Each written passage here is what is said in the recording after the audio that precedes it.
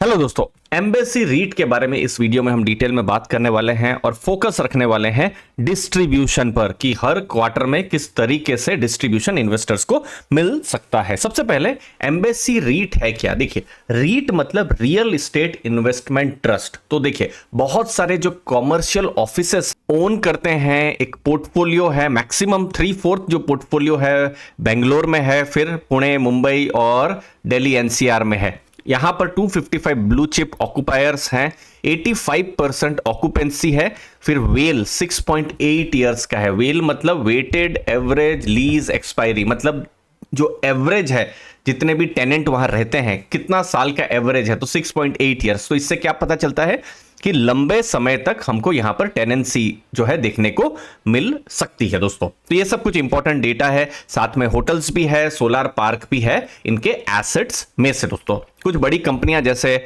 Google, JP Morgan, DBS, Jefferies, ये सब कुछ बड़े नाम है जो इनके टेनेंट्स हैं। मैक्सिमम टेनेंट्स हमको फाइनेंशियल सर्विसेज और टेक्नोलॉजी सेक्टर से देखने को मिल रहे हैं। सबसे बड़ा अगर ऑक्युपायर देखेंगे तो जेपी मॉर्गन है और दूसरा एक बड़ा global technology and consultancy major company है। नाम नहीं बताया है लेकिन ये दूसरा नाम है। तीसरा नाम है ANSAR करके नाम है। कुछ बड़ी प्रॉपर्टीज जैसे एम्बेसी मान्यता बेंगलोर में, फिर एम्बेसी टेक विलेज, फिर पुणे में एम्बेसी क्वाड्रॉन, फिर एम्बेसी टेक जोन, फिर नोएडा में आप देखेंगे एम्बेसी गैलेक्सी, फिर पुणे में एम्बेसी क्यूबिक्स। तो ये सब कुछ बड़े उनके इंफ्रास्ट्रक्चर है, कुछ उनके एसेट्स हमको देखने को मिल रहे हैं। अब आते हैं रेवेन्यू पर कि किस तरीके से उनका बिजनेस हुआ है। 8% इंक्रीज हुआ है रेवेन्यू, 3685 करोड़ का रेवेन्यू पूरे साल में हुआ है। मार्जिन अगर आप देखेंगे 81% का एबिटा मार्जिन हमको देखने को मिला है और 11% एबिटा इंक्रीज हुआ है 2972 करोड़ का। अब नेक्स्ट है इंटरेस्टिंग चीज, वो है डिस्ट्रीब्यूशन। जो फाइनेंशियल ईयर 24 जो खत्म हुआ है, जो फाइनेंशियल ईयर, तो 21 रुपीज 33 पैसा का हमको डिस्ट्रीब्यूशन देखने को मिला है, जो कि लास्ट ईयर से इनफैक्ट 2% कम हमको देखने को मिला था। बट जो कंपनी ने गाइडेंस दिया था, गाइडेंस से थोड़ा ऊपर ही उन्होंने डिस्ट्रीब्यूशन उन्होंने दिया हुआ था। ठीक है, तो ये समझना है कि लगभग 21 के आसपास में जो डिस्ट्रीब्यूशन है इन्वेस्टर्स को मिला था। अब ये तो पास्ट का डेटा हुआ। अब क्या डिस्ट्रीब्यूशन का उनका गाइडेंस है FY25। अब ये देखिए मिड पॉइंट गाइडेंस है, साल खत्म होते होते इसमें से कुछ चेंजेस भी आ सकते हैं, तो उसको भी ध्यान में आपको रखना है दोस्तों। तो किस तरीके का गाइडेंस है पूरे साल में?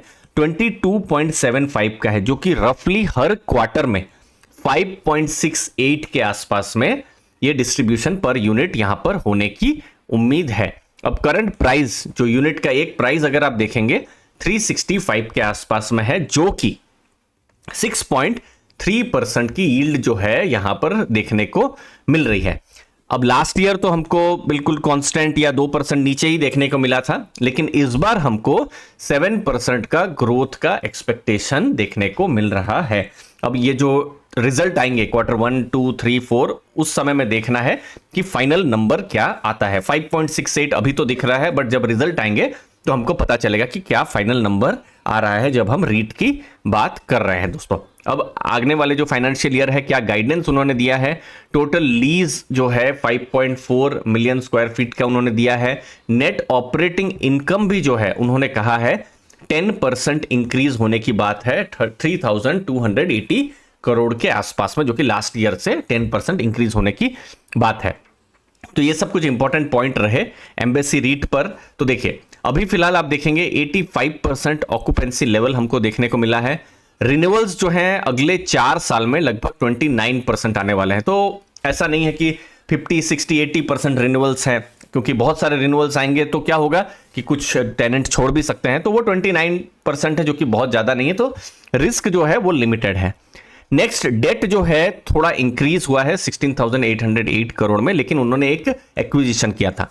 जब डेट ज्यादा है तो रेटिंग देखना जरूरी है, तो रेटिंग AAA की रेटिंग है, जो कि स्ट्रॉन्गेस्ट रेटिंग हमको देखने को मिलती है दोस्तों। अगर आप बिजनेस देखेंगे तो स्टेबल ऑपरेशंस हैं, जहां पर बहुत सारे टेनेंट्स हमको देखने को मिल रहे हैं।